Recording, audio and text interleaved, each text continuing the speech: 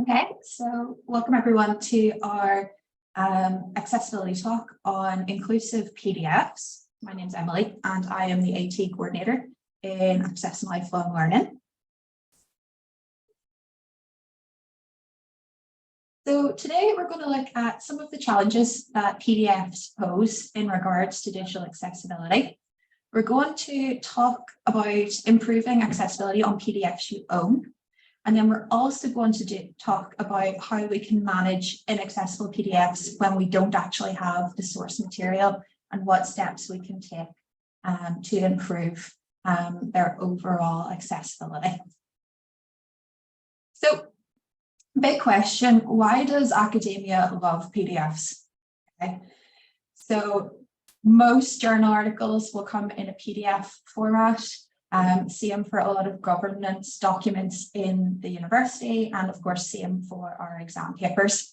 So PDF stands for Portable Document Format, and PDFs were originally conceived with the idea that a document would display in the same way, regardless of what device it was opened up on and regardless of how it was printed. So originally PDFs were conceived to support printing.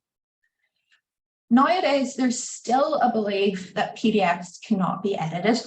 So a lot of people prefer to use PDFs when they're sending things like CVs or resumes, again, with policy documents and contracts, and of course, with academic materials, people sometimes feel a little bit safer with PDFs. The fact of the matter is, however, it is possible to edit PDFs if you have the likes of Adobe Acrobat. There's also conversion tools. Now, as we'll discuss, editing PDFs is a bit of a nuisance. But what I'm trying to say is PDFs are not a foolproof document for protecting intellectual property. So why do we need to reflect a little bit on our use of PDFs and maybe moving from using PDFs? First of all, most of us don't print documents that we're working on a daily basis. So of course, there's still some of us who maybe prefer to grade off paper copies, but in reality, when we're browsing journal articles or when we're reading minutes of meetings, we tend to be reading off screens. Now, PDFs, for the most part, are not optimized for mobile devices. They're not what we call reflowable. Now, Adobe has introduced this feature, but basically what a reflowable document does is it'll adapt to the screen size of whatever you're working off. So if you're working off, say, a Word document or an HTML page, so a web page, it will generally resize to your phone screen or your computer monitor. PDFs don't do that naturally, okay? So if you're, say, magnifying a PDF, you'll find that you do have to then move across the screen to read all the text. Okay, as I've said, it's hard but not impossible to edit PDFs. Okay, so they're not plagiarism proof. Generally, PDFs are still very much under the heading of proprietary software, so mainly Adobe. So from an IT standpoint, ethically, there's a little bit of concerns around PDFs. They're not open source. And then the rigidity that first sold PDFs is now, for the most part, inflexibility. So when we're thinking about students with disabilities in particular, you can have students who use dyslexia-friendly fonts, you can have students who like to use screen filters, you can have students who maybe need to have enlarged text. With a PDF, it becomes much harder for them to do that themselves. So when we're providing folk with PDFs, we're actually reducing the flexibility that they have for studying. So a little bit of PDF jargon. So this is as techy as we're going to get, but they're just really important terms to know. So the first one is OCR scanning. That stands for optical character recognition. And essentially, that's how an image becomes text, okay? So in the old days, when we would have maybe been scanning from textbooks, we would have been looking for OCR, and that's what takes the image, scans the words and turns them into clickable text. Okay, so if you want to know if a document is OCR scanned, see if you can highlight it with your mouse or see if you can select a piece of the text. Okay. The other term that we use a lot with PDFs is tagging. So this is the structural elements of a PDF. And you'll see I've included a screen grab there from Adobe, and this is their tagging tree. So this is basically what behind the scenes of the document looks like. So you can see you've got H1 there, that's your first heading. You've got your various headings, and then it comes down into P, which is your paragraphs at the body of the text. You can see they've also tagged their tables. And this is basically the semantic structure of the document. That's going on, what's going on behind the scenes. When you have a nicely edited PDF, so maybe if you do have a textbook, usually you'll be able to click between chapters, and that's because those chapters have been tagged, and it's the same for the headings. So this structure is really important for actually being able to navigate a document, and it's particularly important for folk who'd be using the likes of screen reading software. Okay, so screen readers for the visually impaired, they identify all these structural elements, and that's what helps a blind person to actually navigate documents. So they can skip between headings, they can skip between tables. That's how PDFs also convey alternative text. So if we don't have these structural elements, for a person who isn't sighted or for a person who maybe uses keyboard navigation, life becomes much harder, and it's very, very difficult to then work with the document. So these structures are essential for accessibility. And that's why on Ally, if a PDF is not tagged, you will not get out of the red. Okay. So what are the accessibility challenges with PDFs? So the main ones that come up on Ally are PDF is not OCR scanned. So if it's not OCR scanned, Ally will not go above 10% on accessibility, because essentially what you're giving people to work from is a picture. So obviously if you have a very dodgy scan, it's going to be hard for everyone to read. Similarly, it's a photo rather than a text, which means you can't select the words. If you're using read aloud tools, so our students with specific learning difficulties, for instance, and our students who would maybe have sort of fatigue challenges, do use read aloud software. That tends to be very popular. So if a text isn't OCR scanned, they can't use their assistive technologies. Similarly, as we know, Ally turns documents into alternative formats. So if that text is not available, if it's not scanned, then Ally can't offer students alternative formats. Okay. Documents that aren't tagged, again, automatically read. So as I said, it means there's no structural information for the document. Very hard to navigate via keyboard. So we'd have students with physical disabilities who use keyboard navigation. There's no reading order for read aloud tools. So if you have the likes of the Microsoft Edge browser, or if you do have Adobe, try listening to an untagged PDF. Okay, you'll see that particularly if it has tables or if it has images, it's a really confusing experience. Or if you have an untagged PDF on Ally, download the MP3 version of it. And you'll see why the document structure is so important. Okay, so these are the components of an accessible document. So regardless of whether we're looking at a Word document, a PDF, PowerPoint, or a LaTex file, this is what we're looking for. Okay, so we want font size minimum 12. Okay, we want sans serif fonts. What we mean by sans serif fonts is they don't have little curly bits or flicks on the end. The reason for that is the extra bits can make it quite hard for the eye to actually scan letters. So for students who maybe have reading difficulties or students who have processing difficulties, it just makes life a bit easier if we're using sans serif fonts. So that's the likes of your Calibri or your Arial. No italics. Italics are, again, the same issue as the serif fonts, and avoid bold text where possible, because what it does is actually condenses the letters. Use headings. So this is what I was saying about the structural elements. And actually, if you've ever been sent a really long policy document to read, not having headings is an absolute nightmare, because you're trying to skip between your bits and you can't see the various chapters that you want. So keep in mind, headings should actually be put in on Word using the likes of the toolbar, rather than going for a bold and an underline. Because remember, we're thinking about our tagging tree. So if it's not inserted using the heading setting, it's just another piece of text. Okay, it's just another piece of bold text. It's a paragraph rather than a heading.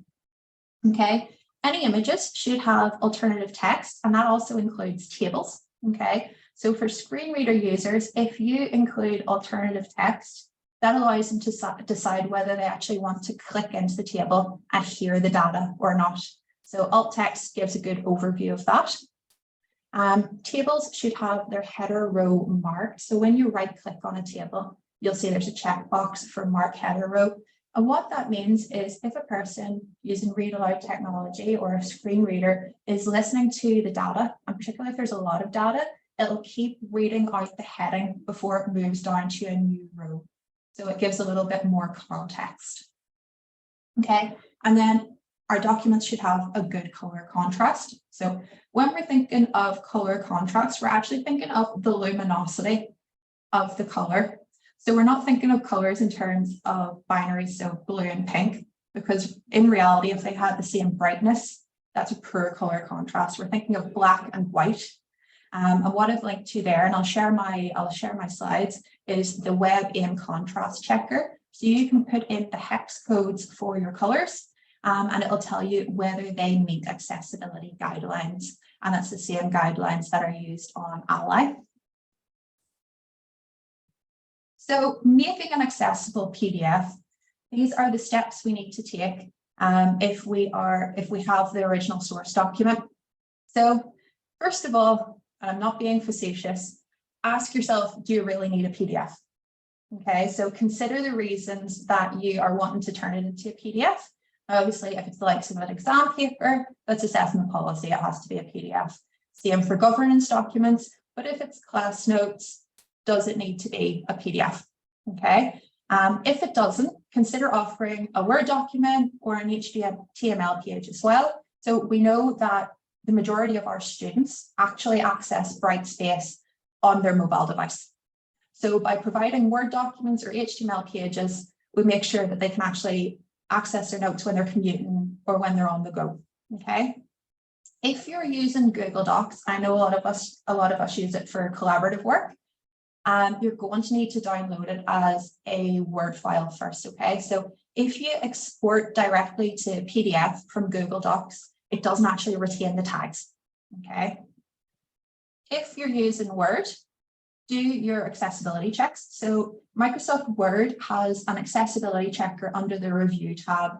Okay. It is automated and it grades contents against the WCAG standards. So that's the standards that we as a university are obliged to meet as a public sector body. It's the standards that Ally uses for scoring, and it's the standards that are then used in the Microsoft system as well. If you're using Apple Pages, I've linked to an accessibility list for Apple as well. Once you're happy with your document's accessibility, because remember, it's hard to fix it once it's converted, you can select File and Export to PDF, or save a copy and select PDF from the drop-down file format. And that will be the most accessible version of a PDF working from original source document. What do we do if we don't have the original source document? And I know from working with faculty on their Ally scores that this tends to be the case. This is where we see the issues. It's the likes of journal articles or inherited teaching materials rather than PDFs that people have made themselves. So the first question to ask is, can I get the text anywhere else?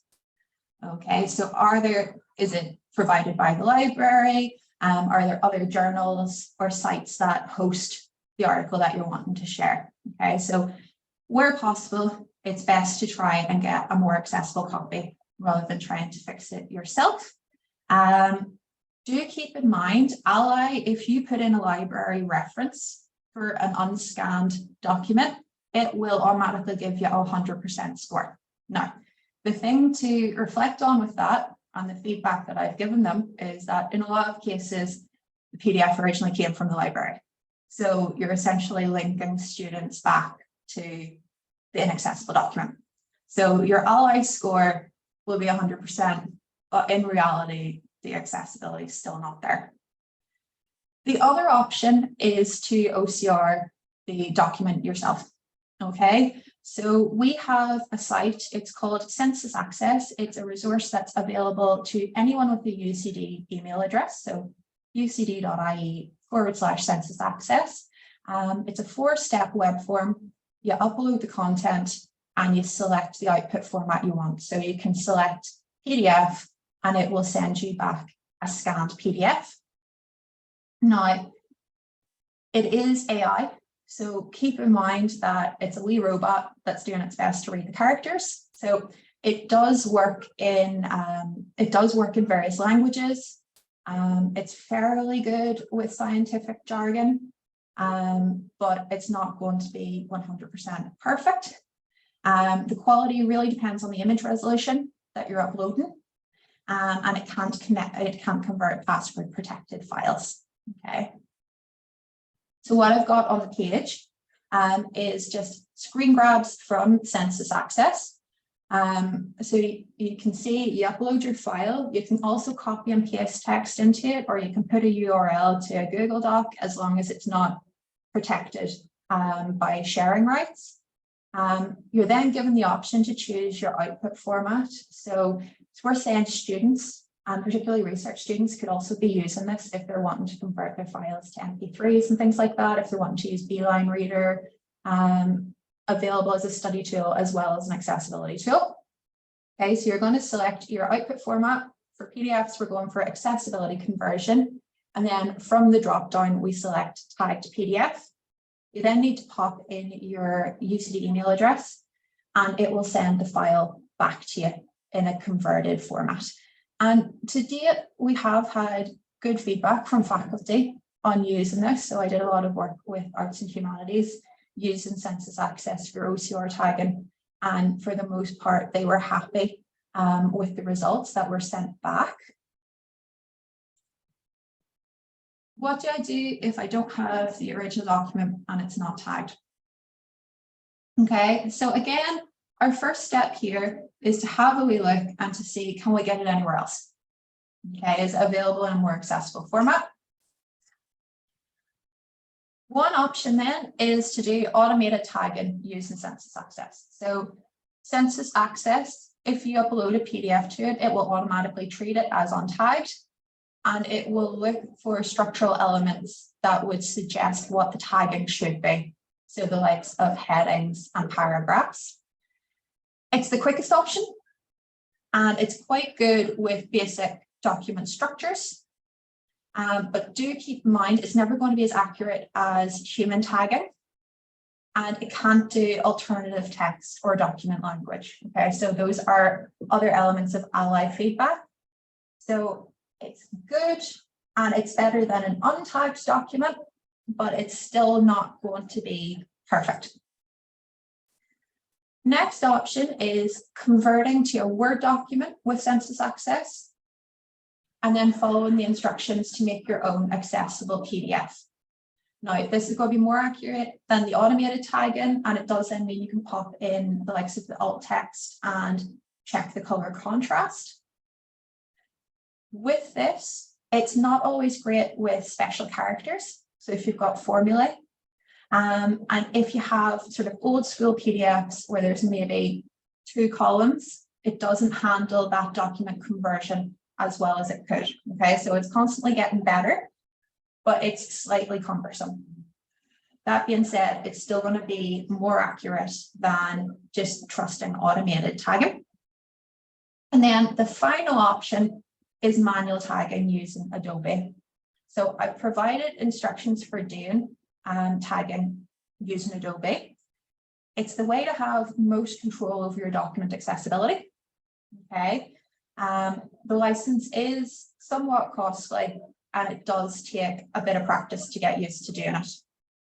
But that would be the sort of the premium best solution to document tagging. But we also have to weigh that up with the amount of PDFs that we have, the amount of time we have, and then obviously budgets as well. So there's a full spectrum of options there for handling the challenges of not having the original document. Okay. So a wee note about PDFs and LaTeX or Beamer. So I know in the likes of physics and maths and some engineering as well, there's a preference for using LaTeX for writing equations and mathematical script. So a couple of accessibility issues in this area. First of all, screen readers can't read LaTeX. Okay, so the mathematical script that they read is MathML. There are resources available for converting to MathML. The Windows equation editor uses MathML, and then there's also conversion tools like MathJax, which is in Brightspace. PDFs exported from LaTeX are not tagged, and that includes the Beamer slides as well. Okay, a lot of work being done around that at the moment. There's beta versions of LaTeX conversion tools out there, but we're not there just yet. Okay, what we can do to work around this is we can prioritize accessible document principles, so the likes of using headings, prioritizing good color contrast, and then offering textual descriptions of visual elements. So there are packages for putting alt text into Beamer, but another option is to just make sure that you're writing a good caption. Okay. In terms of slides produced using Beamer, there's option 2 of tagging via census access. This is something I have experimented with. I've seen examples where a document has gone from 8% to 90%. So, and going through it, the document tagging is fairly good. Or the other option is using Adobe and manually tagging that way. So a summary, consider whether you need to use a PDF, okay? Prioritize document accessibility before converting to a PDF. And this also includes in academic publishing as well. So I know a lot of us would be involved with various research groups and journal articles. Good idea is in your style guide to also include things like document headings and alternative text and formatting, okay? And where possible, try to opt for flexible document formats. So we can all benefit from a wee bit of choice and flexibility in how we engage with our learning materials, okay? And then just a gentle reminder, we have Ally Fixture Content Day on the 18th of May. And we will also be having various activities in the All Centre throughout the day. So we're having a coffee morning, and then we'll have drop-in clinics and workshops for folk to get a little bit of assistance with their Brightspace materials. So there we go.